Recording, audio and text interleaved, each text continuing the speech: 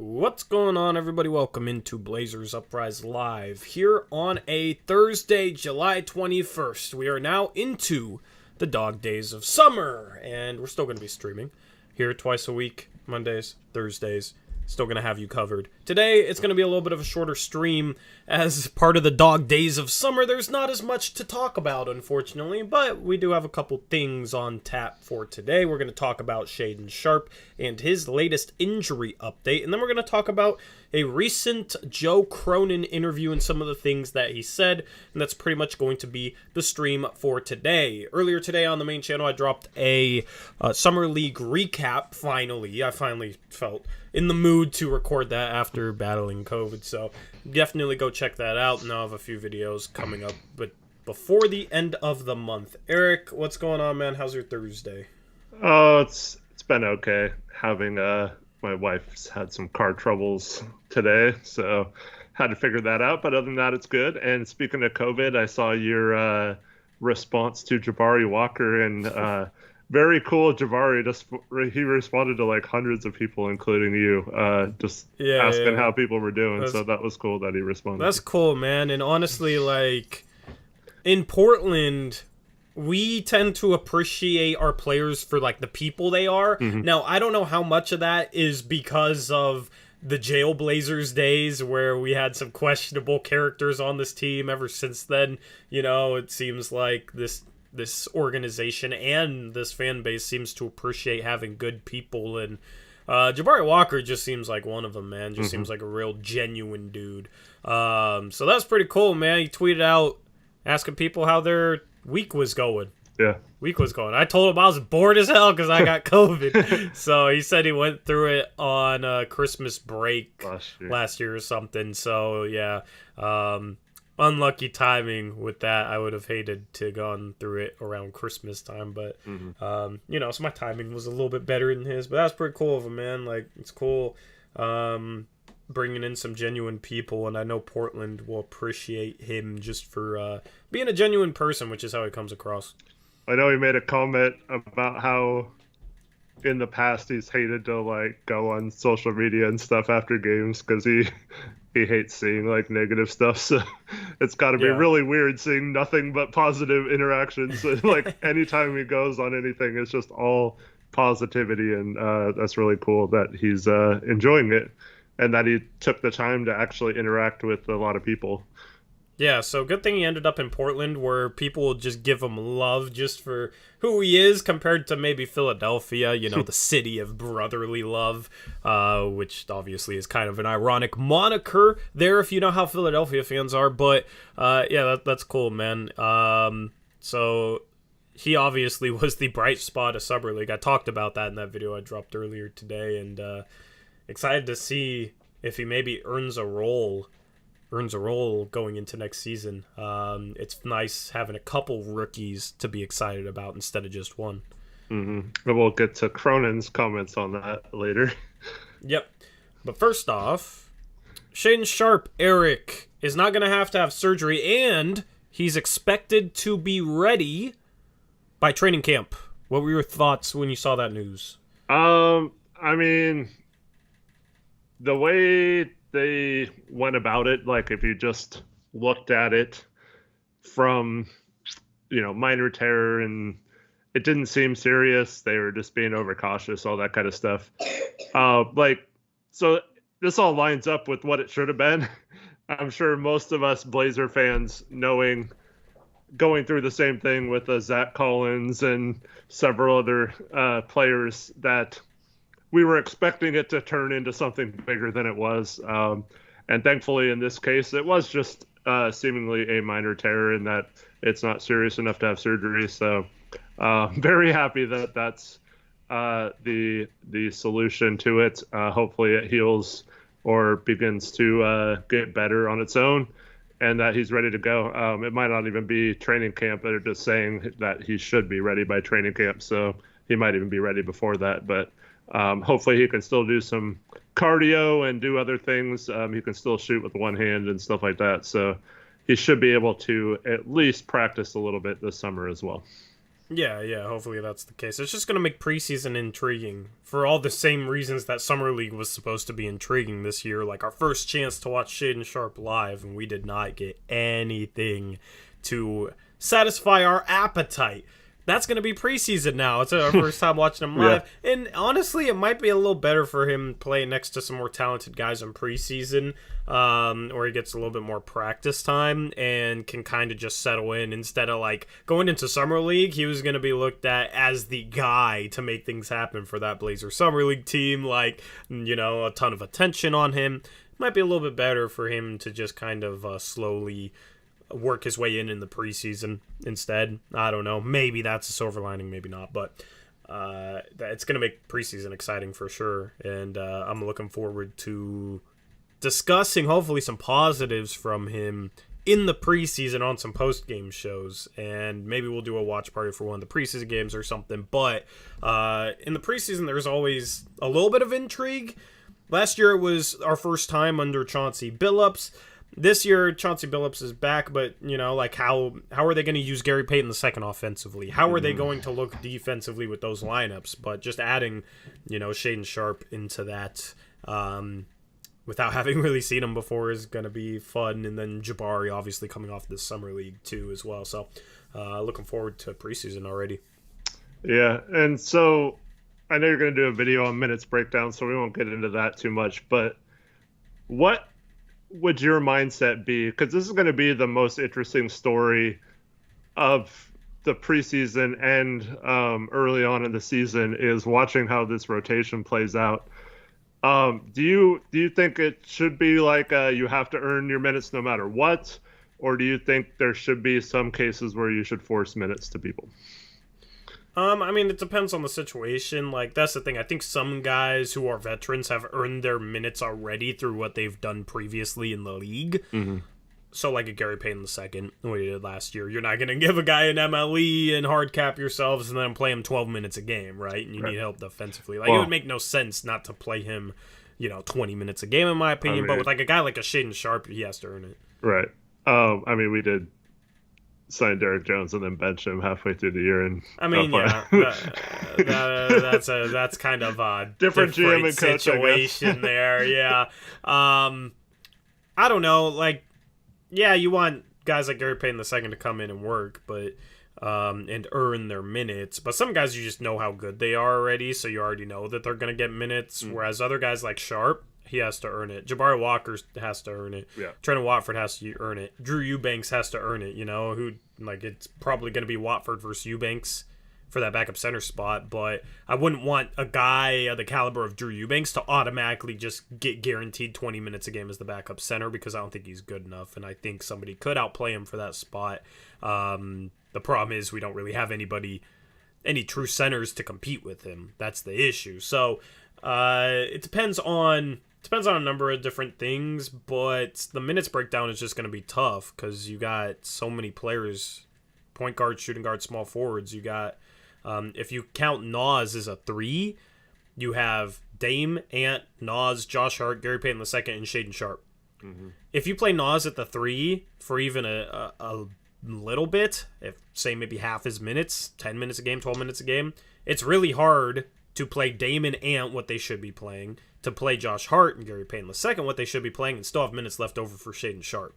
So it's just going to be interesting to see how it works itself out, because you might have Jabari Walker battling Shaedon Sharpe for backup minutes, and it's not the same position. Jabari Walker might be battling for minutes at the power forward spot, which would slide Nasir Little down to some small forward minutes that otherwise would go to Sharpe. And if Sharpe looks phenomenal, then they might play Nas more at the 4, which cuts into, Jabari's potential minutes in order to open up some small forward minutes for Sharpe. So you also have Justice Winslow on this team, who this team really likes. It's going to be interesting to see if Jabari continues to look this good, who they like more between Jabari and Justice Winslow. You're going to have some competitions in preseason for certain roles. And maybe it's a situation they play 12-man rotations going into the season. I have no idea, man. It's just going to be a mess, but it's going to be fun to see how they sort it out. And that's going to be a talking point for preseason, is how many guys deserve minutes. Well, it's something else we'll get into later, but Cronin gave the impression that Winslow could play some time at center. I don't know if you heard So that. I have not heard this interview that we're going to talk about because I just haven't heard about it. But so that's my first time hearing that, chat, and that's just absolutely disgusting to me. Okay, I'll give my take on that right away. That's oh man. I mean, you want to segue into this right now with that? Sure. Well, I do want to say one more thing about Sharpe is I completely agree with the earn it no matter what in most cases. But if you're looking at long term for what's best for developing Sharpe, you could also make the case that forcing him some minutes and not basically redshirting him another year if he's not ready to play those minutes or hasn't earned them might be what's best for his development. And that's one of the things that's really going to be tough for Chauncey and this organization is, okay, you drafted a guy who is more of a project. Is that something you're willing to give him time to develop that project, or are you just going to be like hoping he develops on his own without having to force him those minutes? And because if he doesn't play much this year, by the time the next season starts, it's like 2.5 years removed from high school where he's basically just been practicing with teams and not really playing in meaningful games or minutes. I would just be worried that at some point you might cross a line where you start to lose him a little bit in terms of developing him as an actual player on the court. Yeah. So chat's arguing with you, saying that they did not hear him imply Winslow would potentially play some 5. So we're going to have to clear that up. Chris Brandlin says, well, he implied that all them 4 is going to get some run at the 5. Yeah, that's what he basically said. Like, they said, how are you going to play all these guys? And like, we'll get into it in a minute, but like, he basically said, well, Winslow, Walker, Watford, he just lists them all. Eubanks will have to be like competing for the back of 5 minutes and stuff. Like, I don't know. Funky lineups, he called it. Funky lineups, yeah.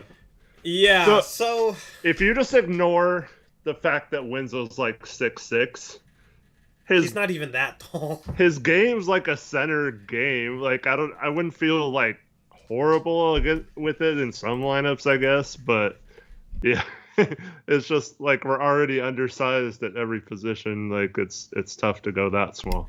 See, when you're undersized, I've always said you gotta be scrappy and whatnot, but you also have to have an identity, and I think the identity defensively is obvious. You're just gonna have guys that fly around and compete and, play quick and try and force turnovers. And going small is the type of lineup you do to do that. Because it's like you can't let a pass get entered to Embiid around the rim if you're small against him, or Jokic around the rim if you're small against him. So you have to have guys that fly around and can get to stuff. And, if a big man has the ball, your really only chance is to strip him of it, or else he's going up over you. So it's going to be interesting. I mean, playing small at the center position kind of fits the whole MO, which is like Gary Payton II, Josh Hart, potential bench lineups, maybe Nasir Little thrown in there, Jabari Walker. Like, you're going to see some really weird lineups from this team, but at least I think you're going to have a clear identity defensively, which is something the team lacked last year. So it's gross to me to think about Justice Winslow as a backup center, but at least it's with, I think, an identity and an idea in mind, instead of just like, well, Drew Eubanks is our only backup center, so we're just going to have to play Justice Winslow at the backup 5 and hope for the best. Even if I disagree with something, as long as there's like a sound idea behind the collective lineup, I can at least get behind that part of it. Mm-hmm. Let's get this donation read if you want to read that. Yeah. Shout out to... let me scroll up. Shout out to Braden Thenis. $5 donut says, any trades y'all expect around the next trade deadline are still too early? It is absolutely still too early. I will have a video talking about how the Blazers set themselves up for the deadline next year. I'll have that in the next week or so. I think next Tuesday, Trade Talk Tuesday. Just kind of looking at like when certain players become available and that sort of thing. So I'll talk about it in that. But I mean, trades at the deadline depend on how this team plays as built, and depends on like if KD is still available. Maybe he comes into play at the deadline if this team is struggling. Who knows? You know, there's so many things left to play out that it's hard to say. So at this time last year, you know, we didn't expect Norm and Rocco for basically nothing, and then CJ for Josh Hart. Like, we couldn't have predicted last year's trade deadline a year ago. So thank you for the $5 dono. Yep. And then a BBS, Tori and Eric read online that Jay Crowder could be an option for his thoughts. Also, would a guy like Jahlil Okafor be worth a look as a bench big? We do not have a roster spot open right now, so we cannot sign a free agent. Now, it could change, I guess, if we dumped DD or something like that. But as of right now, we do not have an open roster spot. As for Jay Crowder, I don't see how that's possible without trading Nas, which I'm not doing. It makes what, around $10 million? So yep. Yeah, it would have to be like Nas and Winslow or Hart for Crowder, and I don't see how that helps us really. Yeah, it doesn't. So yeah. Any trade stuff for the rest of the off season just doesn't really make much sense to me, unless it's a very low salary backup big. But even then, it's like you'd be giving up Keon Johnson, and apparently this front office loves themselves some Keon Johnson. Probably because he is a 6'3" guard, you know? So, I'm not expecting any other trades the rest of the offseason. Like, the offseason's over, in my mind. Mm-hmm. Yeah. I guess that can segue into the Cronin interview. So, he was asked if they were done this offseason. Oh, so just before I get into that. So he was actually did a couple interviews this week. He did one with a national one with Jim Rome. And there wasn't really much to that interview, except for he used the term, instead of rebuild or retool, he called it a high velocity pivot. Which sounds right out of the Olshey book of terms. Yeah. Olshey would have gotten absolutely obliterated for years if he said high velocity pivot as a way of describing an off season. Yeah. So that was the only like funny thing that came with that interview. But then he went on 1080. I think it was Tuesday morning. And first of all, you got to give him credit, I guess, for going out there and being available to like put himself out there to do these interviews. The previous regime was not very media friendly, so it's good that we actually have some people that are friendly with the media right now. So got to give him credit for that. But he was asked specifically if they were done this offseason, and he gave the answer you'll never hear me say we're done. There's always ways to improve. There's points where you use up all your tools, he said. But if you still have tools available, there's always things you can do. Where I disagree is, as of right now, unless we change the protections, we can't. Well, did he say we have tools left, though? He said at this point, I don't think we're out of tools, and we're not content from where we're at. So... technically we're not, but right. What logical solutions do you have? The tools we had this summer were the trade exceptions and the mid-level exception, and I guess all our seconds and the Milwaukee first, right? And we used the Milwaukee first. We still can't trade any of our future firsts. We used up a lot of our seconds. Now we got one for trading the 46th pick, and I think we still have a couple left from the deadline last year, so maybe you can still do something with those. We had the MLE. We used that all up between Peyton and Jabari Walker. And so I guess we have the Rocco TPE and the Nickeil Alexander Walker TPE, but we also have 15 players, so we'd have to send out a player in those, but it still could be like a small player, like you mentioned, for one of those guys going out. And But I mean, those are all, I don't know if you can call them tools now that you're hard capped and you don't really have any assets to attach to them anymore, you know? Technically, we have the biannual exception as well, I guess. We could use that, but I don't see us using that either, especially since we have 15 players, so we'd have to make a trade just to open up the roster spot to do a biennial exception. Eric, you know what you have to do? You have to trust the pivot. Trust the pivot, yeah. The high velocity pivot. Trust the pivot, baby. Shout out mute that bozo for that one. That's funny. Yeah, I mean, it just sounds like a non-answer to me. Oh yeah, we have an open two-way spot, I guess. Thanks to Fiddle. Yeah, I mean, like, yeah, you could see Justice Winslow, I guess, for somebody making $5 million and throw in a couple seconds. Maybe that's a big, like, they're not completely out of things. Maybe you could flip Keon Johnson in seconds for, like, a Jared Vanderbilt or something. You know, there's always moves to be had. The question is this front office, how bad does this front office want to address our lack of big man depth? Because I don't see any other move that even makes sense that is possible that is something other than just simply addressing our big man depth with a bench piece. So outside of that, I don't really think there's anything to be had. And if Cronin is completely fine with our big man depth, then I don't expect him to do anything at all. And that's kind of where I'm at. Yeah. Well, and then for like people like MD who are saying not sure what you want him to say, we're not arguing with what he's saying. We're just saying, like, there isn't really much he can do. And if you've watched this channel before, we've been telling you since the trade deadline that their options were going to be much more limited than everyone was trying to say. You know, they didn't have a. You hear these rumors that we're going to go after Zach LaVine or whatever, and we come out here that night saying that's not going to happen. That's not even really possible. You know, it's like.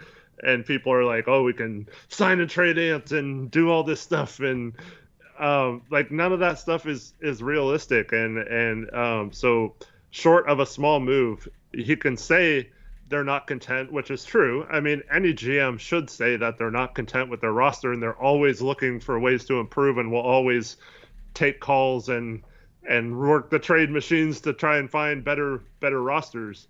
But that doesn't mean that he can pull off a move. We've already talked on this channel about how limited they are because of the hard cap for going after any like good players. So it would have to be very minor level players or very underpaid players like Jared Vanderbilt.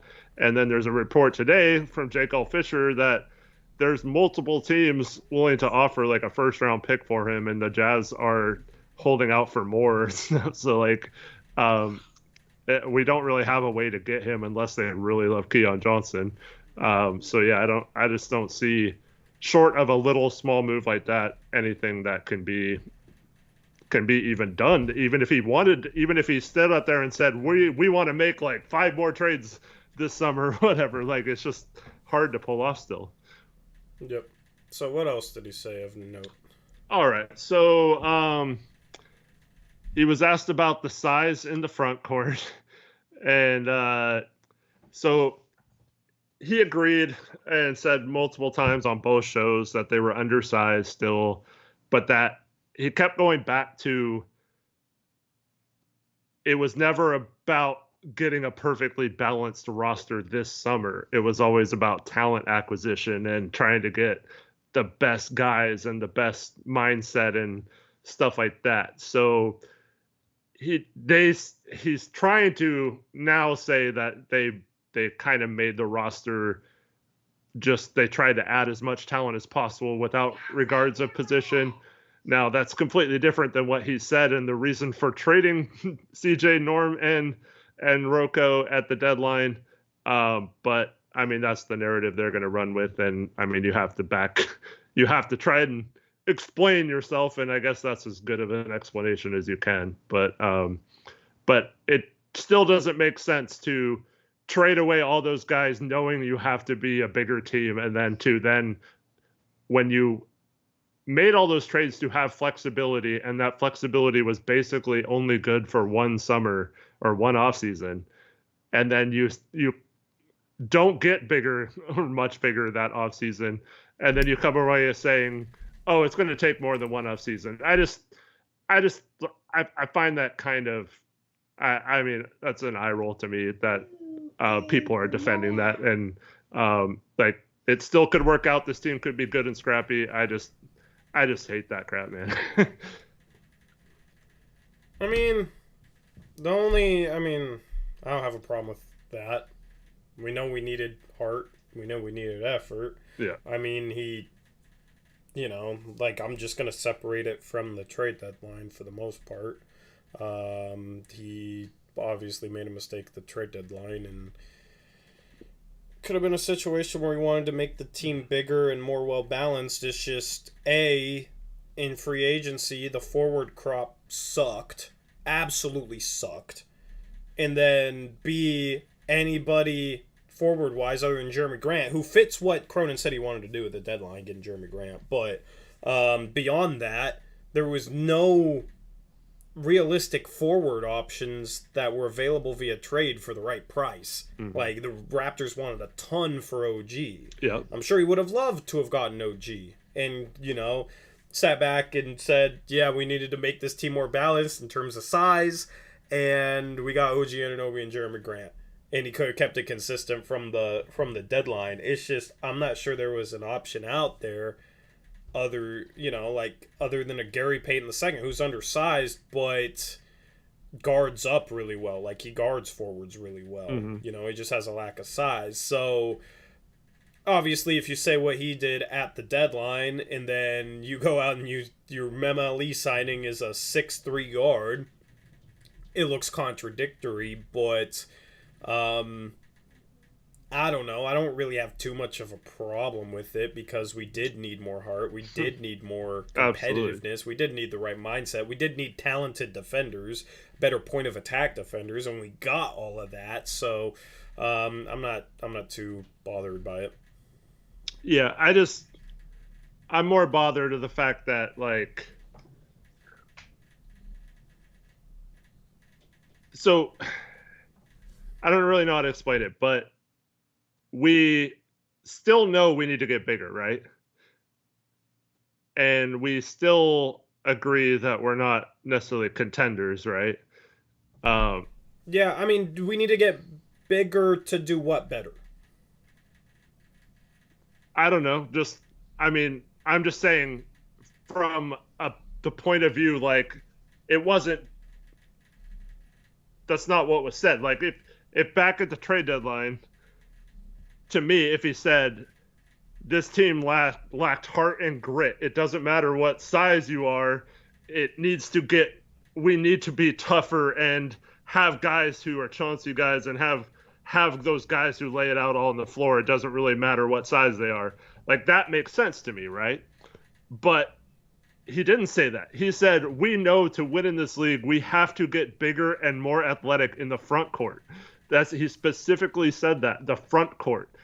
And then everything I heard is we targeted guys like Matisse Thybulle and, like Gary Payton and Bruce Brown and stuff in free agency and that kind of stuff. So it's not I don't think there were better options or any of that stuff. It's just like just say, like, from the beginning that it wasn't about their size. It was just we needed better. Who should they have gone after then to fit that?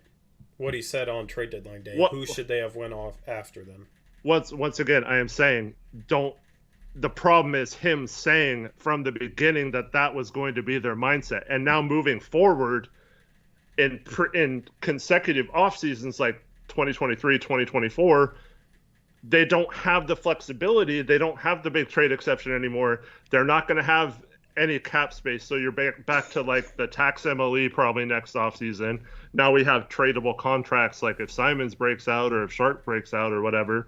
But, like, the problem is you can say all you want that it's a multi-year process, but this was the year, if they were going to make a big splash, that they had the tools to possibly do it in terms of creating space or a trade exception or things like that. And they spent it on stuff that made the team more, like, size-wise last year than they were perceiving it to be like their focus of it. If that makes sense. I mean, I think he meant what he said at the deadline, and I just don't think there was a ton of great options to go along with that, and he pivoted to pivot. There's that magic word. It was He a pivoted high more- velocity pivot. Yeah, and he pivoted to, instead of just like completely selling out for, you know, that size and, you know, what he said at the deadline, he realized that, and this is just my speculation, but he realized that getting bigger, more athletic players wasn't going to mean anything if they weren't like really good on-ball defenders. You know, I mean, we've talked about Jeremy Grant isn't the best on-ball defender, but he kind of fits what Cronin said at the trade deadline. I think it's more so where he didn't want to completely sell out for that at the expense of improving their point of attack defense. And there weren't a ton of great options. If there was a ton of great options out here in free agency, if, you know, there was like a 6'8" Gary Payton that signed for, you know, $6 million somewhere, sure. Like that, you know, but the forward crop in free agency was terrible. I think I had Nick Batum as my number one forward free agent, and he was going back to the Clippers from day one. Like, that's the type of guy you want, I guess, but there wasn't even a lot of Nick Batums. We're talking about Nick freaking Batum. There wasn't even a lot of Nick Batums in this free agent class, and then everything available via trade. It's hard to trade for a forward that can play defense and is athletic and can knock down threes. So I see people tossing out like big men. The thing is, if he just had a better big man instead of Eubanks, is this the same conversation then for all the people that say like Thomas Bryant, Jalen Smith, Isaiah Hartenstein? Sure, Otto Porter is solid, but he's not I wouldn't say he's a great defensive player. He's maybe a little bit above average, but Gary Payton II makes us a lot better defensively than Otto Porter Jr. does, which is where I think he kind of fell back to, where he wanted more size, more athleticism and whatnot, but didn't want to completely sell out for it. So, I mean, going into, you know, potentially next offseason, I think we have some of that, you know, Jeremy Grant and Jabari Walker at the 4 spots.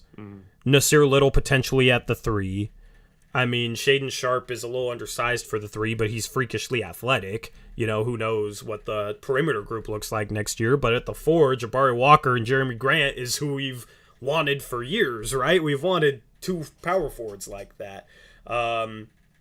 You know, and if you find an athletic backup center between now and then, maybe it's the buyout market next year if Eubanks isn't getting it done. Maybe it's via trade. However, then I think you're happy with the 5 spot as well. And then it just comes down to who's playing the 3. Like, if Sharpe ends up breaking out, where is his minutes going to come from? And that becomes the question mark in terms of, are we big enough and athletic enough in general? So, yeah. I think Jabari Walker was... I mean, if they knew what they had in him, don't you think they would have not traded 46 and taken him then? I mean, I've said that too. Yeah. Like, I'm not going to give them a ton of credit for the Jabari Walker pickup, but I mean, they could have, I don't know, they could have taken somebody else at 57. Yeah.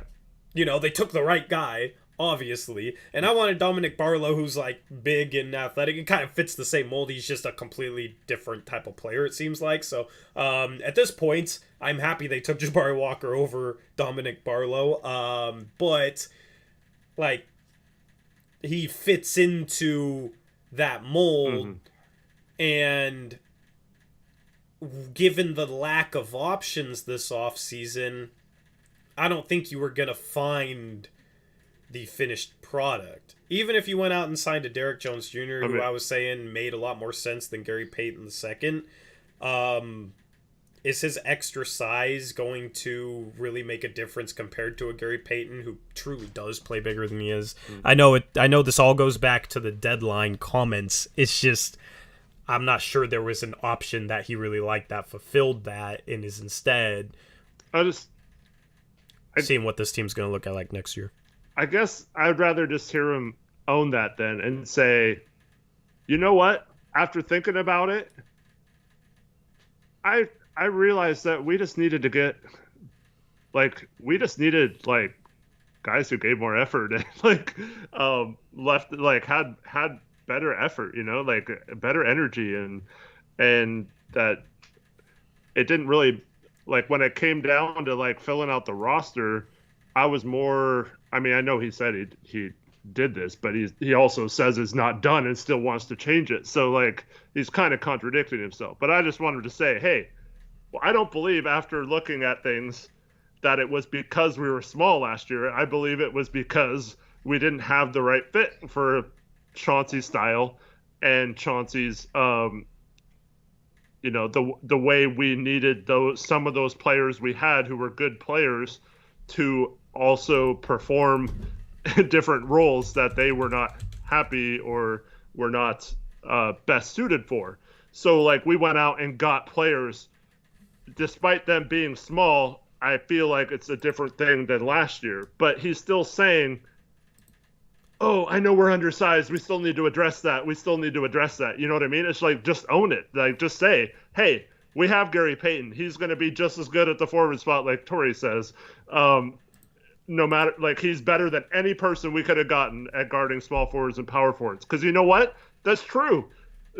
Analytically, Gary Payton is the best forward guarder that they could have gotten in free agency. So that's 100% true. It's not that. I think he's just worried about that sounding a lot like Olshey, and like that's the kind of spin he was on things. But which is why I don't feel like nitpicking him, because that's his first. The trade deadline's like one of his first press conferences, where, you know, I'm sure the dude wants to.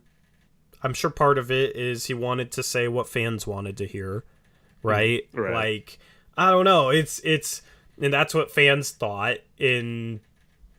I mean, that's the thing with the GM is you're going to get some corporate talk, and he's going to probably try and play, you know, the middle ground, and, you know, he's going to say some stuff that's contradictory. If you go too hard with, like, immediately after you trade Norm, and you say, we just need more heart, it's a direct shot at Norm at that point. If you say it literally right after you trade him, you know, or CJ. And I feel like you kind of have to walk that tightrope as a GM where you're not calling out the guys who you just sent out. And, you know, yeah, it's not, I guess it's not direct, but if you trade 3 guys and then say, yeah, we just needed more heart, we just needed more effort, that's not a good look. And that probably wouldn't go over well with their agents either. So that's part of it as well. That's where I'm just not going to nitpick it too much, is because you have to think about everything you're saying. And, you know, if you say something a certain way at the deadline, some players are going to take it the wrong way. And yeah, there's a lot that goes into it. I think it's just like, for me, it's the collection of everything that happened. So we know we have to get like better, right? And then we take a 6'4.5" guard in the draft. Okay, it's fine if you think he's the best player in the draft. Fine, right? So then you think, okay, so they address the guard position.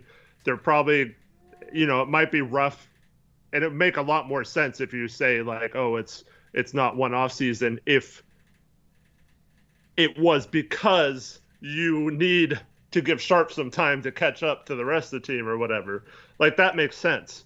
But when you combine the Sharpe pick then with signing Gary Payton and the fact that that's not a fact, but it looks like they pretty much only targeted guard defenders with their mid-level exception, it's like it all just doesn't like something just doesn't click, like in my mind. It's like, okay, so you take a guard, it makes sense, but then you go after a guard again, like, and then when like in your video, it's going to be confusing because like, how do the minutes breakdown work? And then is, like I talked about at the beginning of the show, is that what's best for Sharpe's development if he's the one that doesn't get any minutes, even if he's really good in a couple of years? I don't know. It's just like a weird combination of stuff, and I feel like it's kind of playing both sides. I mean, I think it's just a situation where they went after the most upside in the draft, and they went after the best defensive player in free agency. Mm-hmm. Like that's just kind of how I look at it at this point. And they also went after Bruce Brown, who honestly might be the second best forward defender, even though he's Right. also a guard. Right, yeah. He's like insanely strong and plays Agreed. bigger than he is. So that's just kind of how I look at it. Which are the two things that I said that they need to go after.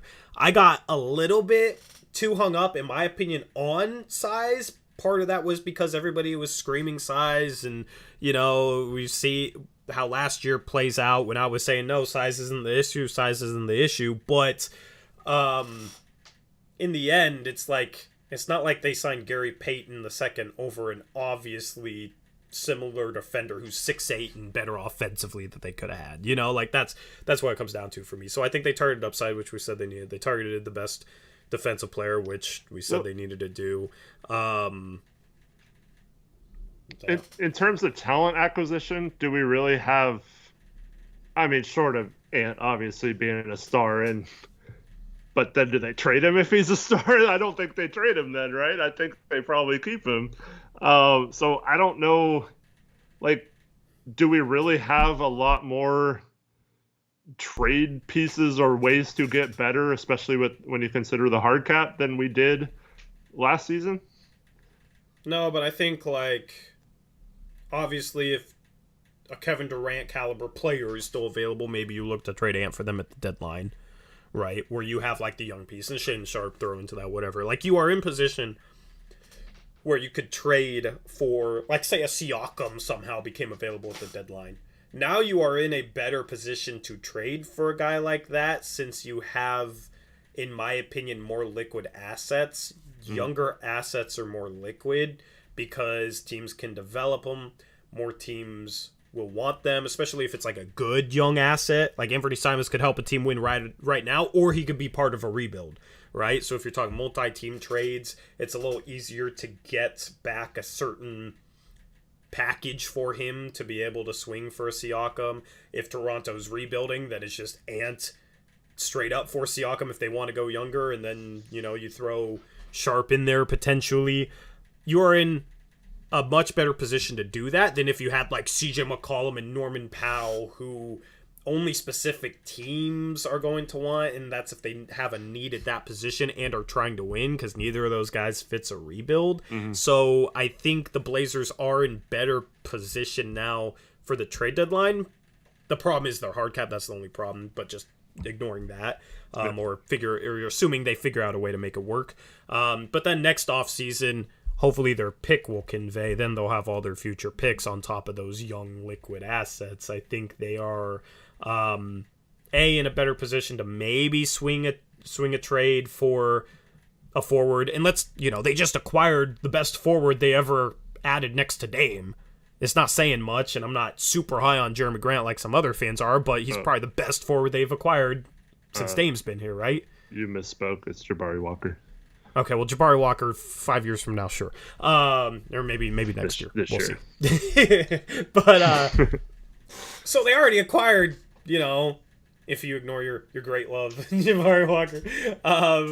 They acquired the best two here. They acquired the best two forwards they've ever acquired next to Dame this offseason, okay? Yeah. And I think they are in a better position to maybe make a move for a third one. And that, on top of B, they now have a better defensive team than they've had the past 2 or 3 years. Yeah. So, see how that they works better. Yeah, and they have a better coach, in my opinion. They have the right coach for this type of team as well, and they have a defensive identity in mind, finally, which we've been begging for so long. So, I mean, I don't know. I'm talking myself into liking Cronin more. Well, this is what I don't like, and this is just bugs me. I know it shouldn't bug me, but you and I sat here and said it's not the size, right? It's not the size. You can get away with playing a 6'3" guard with a long standing reach at small forward, right? As long as they're held accountable and play defense the right way and do certain things, right? We said that for years, and and we still feel that way. I don't want to speak for you, but I'm pretty sure based on your comments tonight, you still feel that it's possible to win with a smaller lineup as long as they play bigger than they are, right? Yeah, I mean the league's kind of going a little bit smaller and more positionless, and so like my thing is I just see. You're being interrupted. Hold on a second.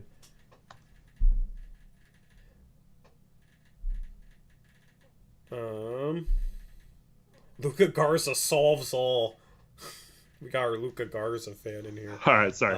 Can you hear that? Luka Garza solves all, Eric. Yeah, he does. Go ahead. So, but now we're seeing like multiple people like that gave us crap for years and pushed back against us. And I guess I'm just kind of like, I'm taking the step back that you're saying, and like personally I feel like it's fine, but like deep down it's like, no, you people don't get to say that, oh, it's okay because these guys are scrappy and have heart and crap. Like when you've been like calling us out for years by saying that that's not true, and under Olshey, if Olshey would have said that, those same people would be saying, and this isn't to defend Olshey, he should not be the GM. Disclaimer, he sucks and needs to get out of here. Like he needed to be gone, so we could move on.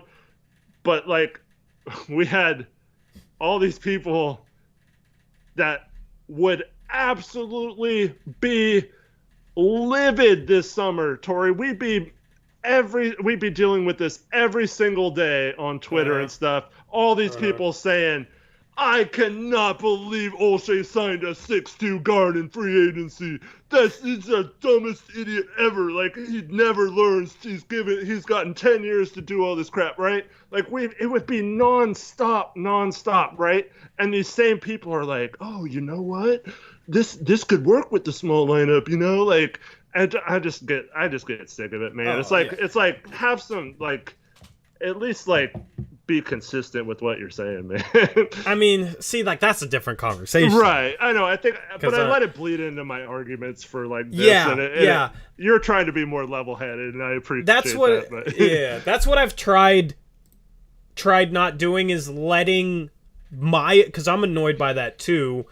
I've tried not letting my annoyance with that affect how I look at Cronin or how the team's being built or whatnot. Right. Because, like, those people that do that stuff, it's not about how the team's being built, it's about how they feel about who's building the team. That's what it's about for them. Mm. So I'm trying to make it so that for me, it's about how they build the team, not how I feel about who's biased towards who's building the team. Right. You know, because that's a different conversation for me. So that's kind of where I'm at, where like I've had to I've taken some time off, you know, COVID and all that stuff. I've been able to kind of take a step back and just kind of think about it without thinking about that, because there are people out there where they want us to say these positive things now, but if the GM was still Neil Olshey, they would be clowning or talking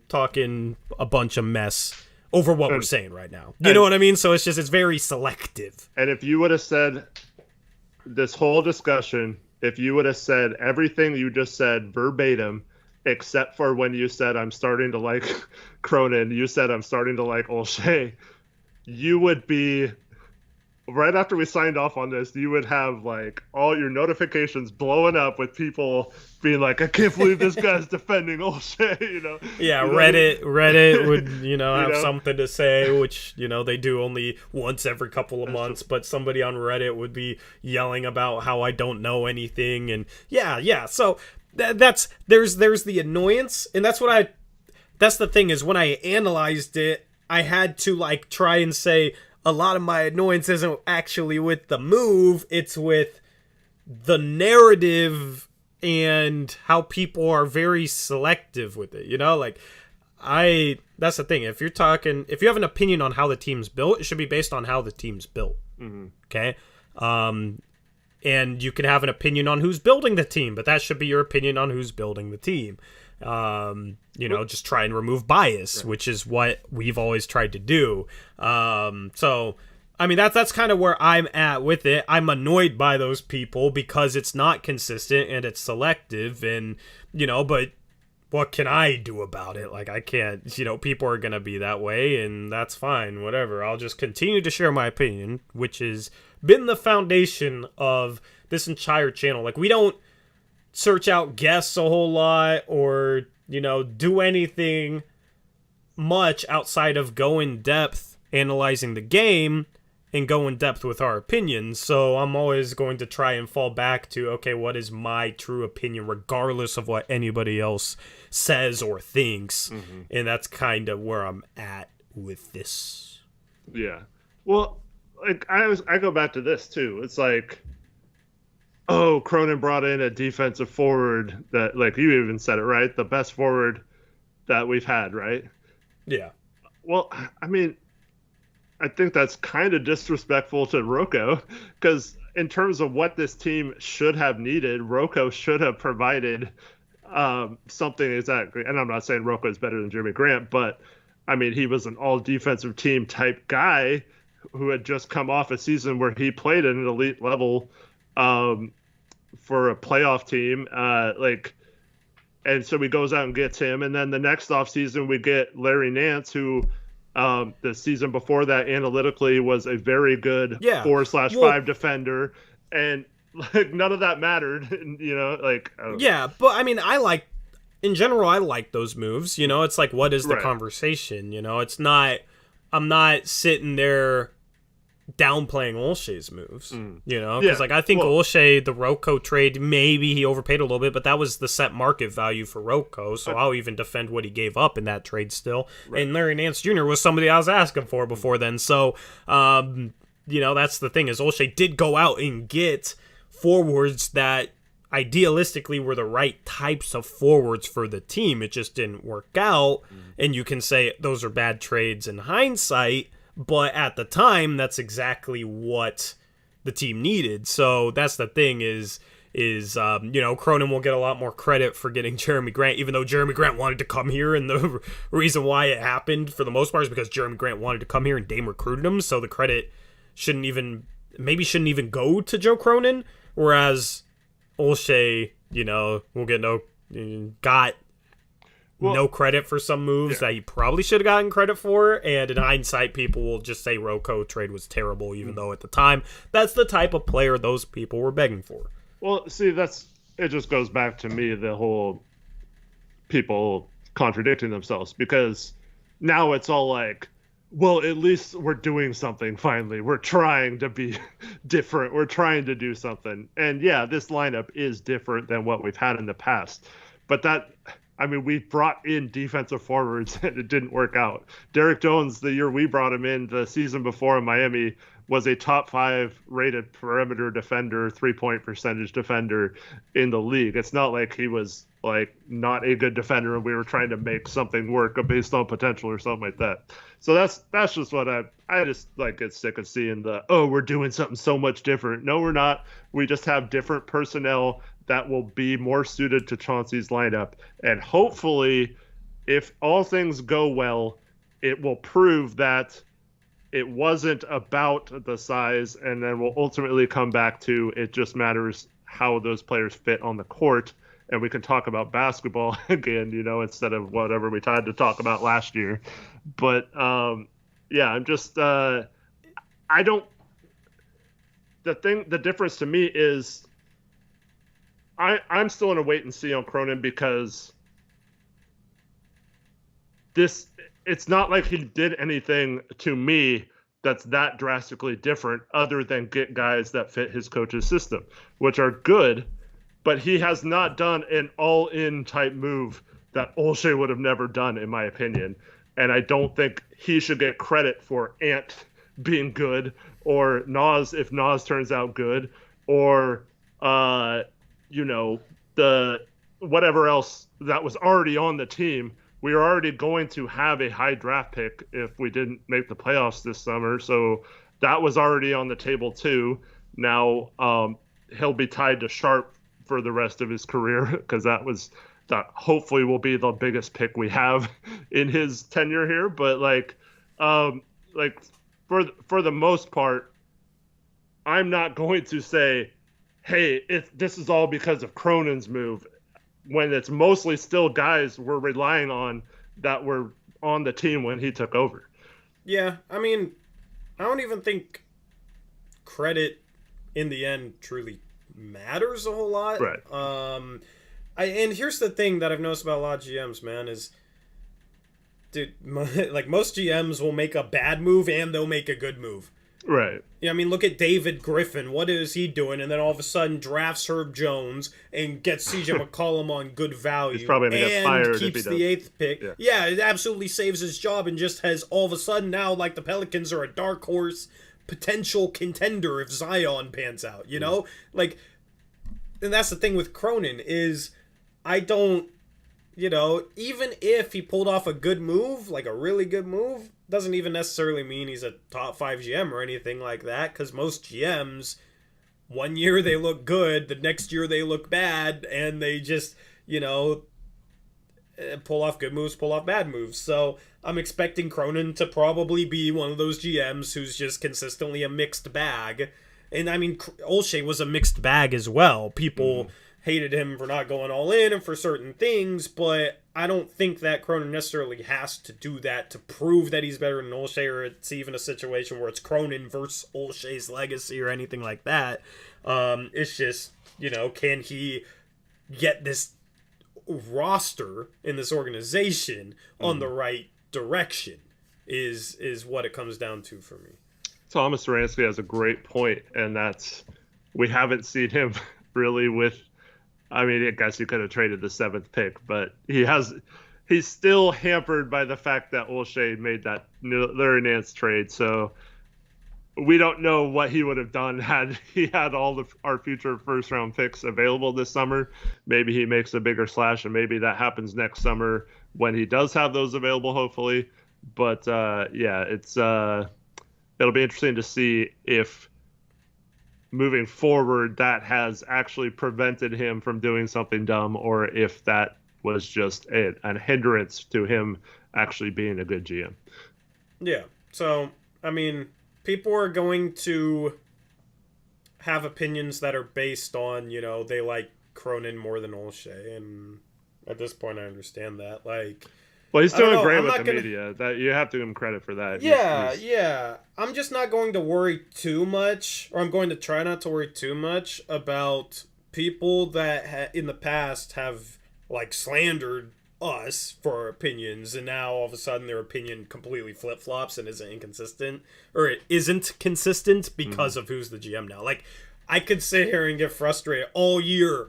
Like, Blazers have a great game, and there are gonna be people that says, see, small ball can work, that said last year that small ball never could work. Like, people are going to contradict themselves, and it's a point where I can sit here and get frustrated about it and let it bleed into, kind of some of my analysis or some of the streams, or I can just focus on the team and the storylines and whatnot. And this next year, I'm going to try and ignore the narrative stuff from sections of fans and this fan base. I'm going to try and ignore that more than I have in any season in the past. Because in the end, it's like, I'm not dumb. I know people come to this channel for our analysis, for what we think on the team. Like, that's the main reason I assume people tune in with the streams, or maybe, they find us hilarious or something, or, find you good looking. I don't know. I don't want to speak for the viewer base and why they tune into our stuff, but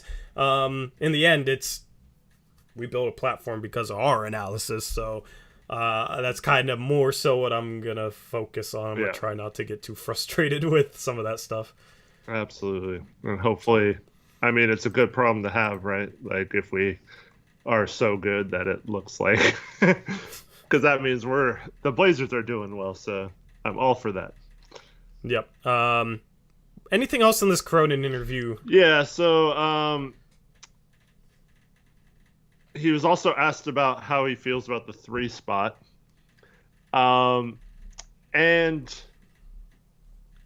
he seemed to indicate it, as long as you're not going to like this, but as long as Nas is healthy, that he's very high on Nas, which we already know about. But yeah, well, I mean, it's not that I don't like it. It's just at some point, it's like if Sharpe deserves minutes, but Nas should be the 3.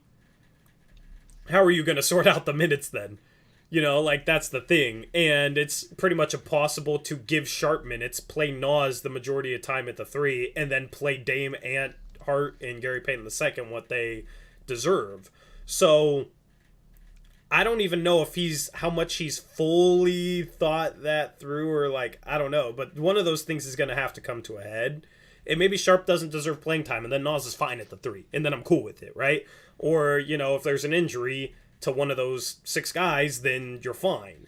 The problem is if you want to give Sharpe, Hart, Gary Payton, Ant, and Dame the minutes they probably deserve, you don't have many minutes left over at the point guard, shooting guard, small forward spot. So at some point, we're just going to have to see it for what it is. And what he says now, I'm not going to be too worried about, because something's going to have to happen, whether it's Sharpe not getting minutes or somebody getting less minutes they deserve, or Nas playing more 4, or, you know, maybe it's not even a problem because somebody's unavailable.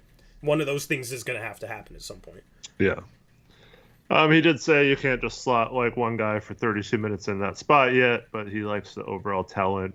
When you consider that Hart is the 2 but plays big, Gary Payton plays big, Shaedon's really talented, Jabari's capable, you know, all that stuff. Yeah. So yeah. And then he did go on to say that let me get the quote here. Hold on just a second.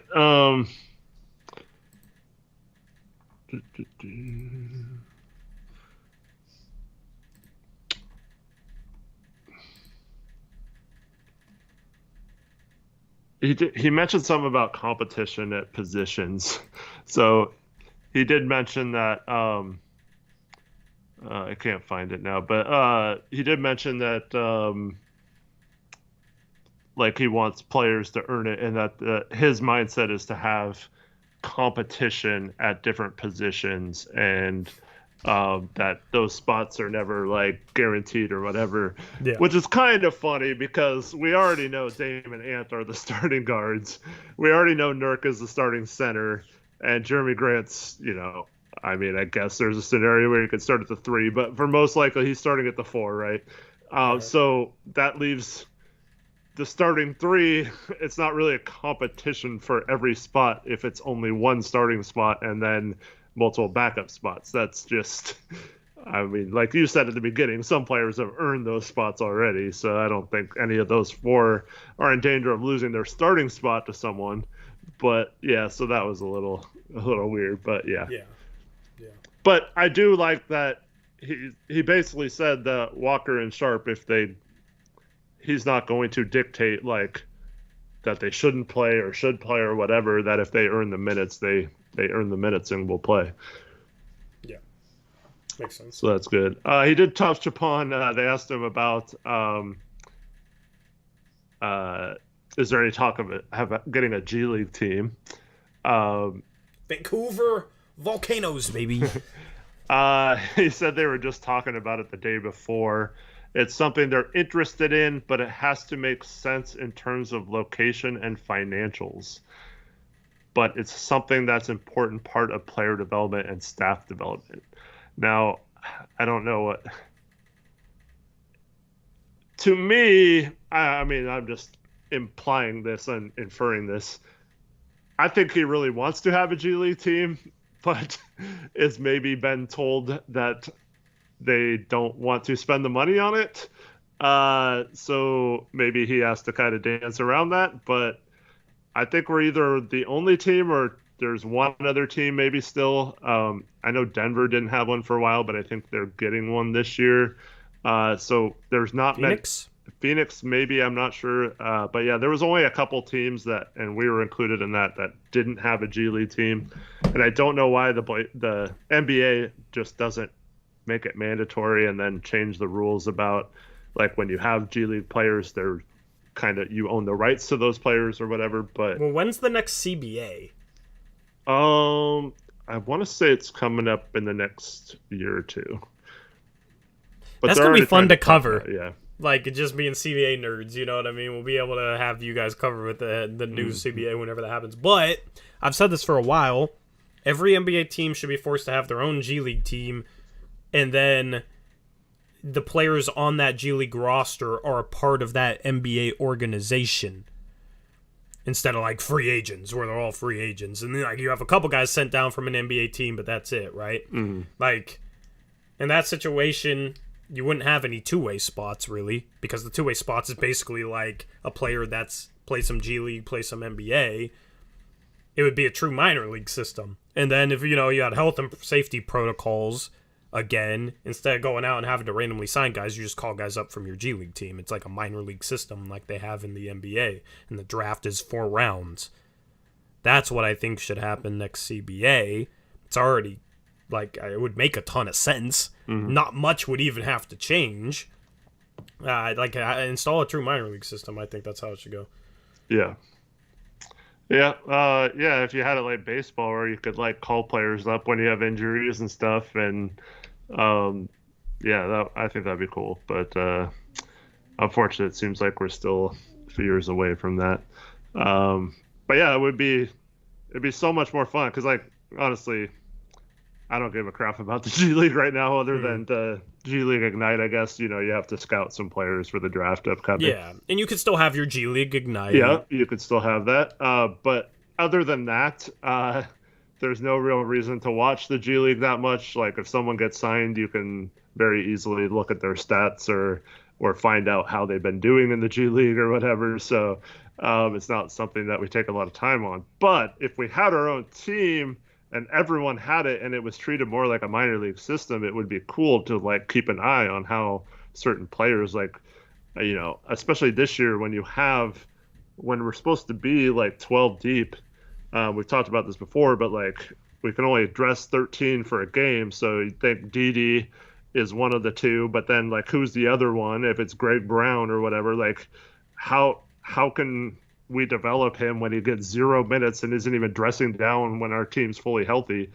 And right now, you could say send him to the G League, but then he's going to another team system who isn't going to be like, you can't just tell him, hey, I want you to work on this with him like an hour a day or whatever, like you could with your own team. And it would be like the coach would be someone who has been in practices with Chauncey. He could run the practices exactly the same as we do at an NBA level, and it would just be so much more like in sync than it is now, like trying to pay another team to hopefully play your player some games and stuff. But yeah, so yeah, I'd love to see that, to where we could just send some of these guys down, even like a Shaedon Sharpe, who you think like the number 7 pick shouldn't be playing in the G League. But I mean, if he's not getting minutes, you know, if he needs minutes, like, why not? Like, it's not like the G League should have a negative connotation like that. Exactly. Yep, absolutely. But yeah, it'd be cool if it was in Vancouver or anywhere around here. Vancouver, I don't think he even has a facility that would work. Salem or Eugene would be cool. I think until the Sonics get a team back, Tacoma works as well. They have facilities there. But yeah. Eric Olson, I don't know. It's just money, I think, is the reason. But yeah. That'd be fun to cover. That'd be part of. That's the thing. That'd be a part of the channel coverage. Is we wouldn't do a post game show for every G League game, but you know, like a G League update every week or two. Video would be cool, and you know, of course, I do like things I'm looking for from the G Leaguers this season, stuff like that. I mean, that'd be fun. I think it would bring more attention to the G League. Maybe help them generate a little bit more revenue for the G League. Yeah, I mean, I want that to happen. That's like the number one thing I want to happen out of the new CBA whenever that comes along. So I think that's something that has to be a part of this. Yeah, it has to be a part of the CBA, though, because it's part of the league structure. So right. And I think it would really help the G League out financially too. So they talk about losing money or whatever, but I think it would earn money if that was the case. Yep. Um, Yep. yeah. There's something else like more bigger picture like that that I don't remember right now. But he was asked where they think they stack up in the West. Uh, he said it's a tough conference. Pointed to Dame being healthy. And then it feels like he's taken a step in that direction to where they're going to be tough and challenged for a spot, but maybe not quite there yet. He kept mentioning being competitive, defensive minded, all that kind of stuff. He thinks they could get to a good level and then just build from there, but he's not really putting a number on it, which is what he shouldn't put a number on it. But yeah, just kind of more generic answers then. Yeah. Yep. Dang, I can't find it, but there's something else along the G League side that wasn't necessarily about the team, but I can't find it now. So, oh yeah, this is what I want to talk about. So he talked about hiring assistant GMs, and he said that was something he went and asked Jody specifically if he could hire a couple of assistant GMs. So, shout out to him for Landed some good ones. being willing to do that, and for I think that's a lot of people's problems, including Stotts and Olshey, is that they just seem so insecure about things that they would never be comfortable hiring an assistant coach or an assistant GM that could possibly do a good job, because then they might get the credit. You might be a little young for this, but in the early Pritchard days, there was all this bickering about who drafted Roy and who was the really one who made the LaMarcus trade, and like, yeah, I remember something like along those lines. like who should be credit for who drafting who, and like it was like Allen didn't like that Pritchard was taking credit for everything, and Pritchard didn't like that other GMs like Patterson and Nash were talking about how like they were the ones who made those things, and when he said he was the one who made those phone calls. And so like you see that in a lot of front offices, and so that's one thing that I will 100% give Cronin credit for, is if you're able to feel comfortable and confident enough in your abilities to hire the best possible people, regardless if they're better than you or not, who cares, right? You're all working as a team, and it all benefits the team. So I do like the fact that he apparently at the combine sought out Mike Schmitz and started recruiting him there and talking him into a front office position. And so that's kind of cool that he specifically sought him out as a person he thought could do a good job as an assistant GM. And then and he gave props to Jody for allowing him to sign multiple assistant GMs as well. Yep, nice. Yeah. And then so that was basically it. He talked about the Sharpe thing, but it was right before they announced that he didn't need surgery, so it's kind of all doesn't really matter anymore.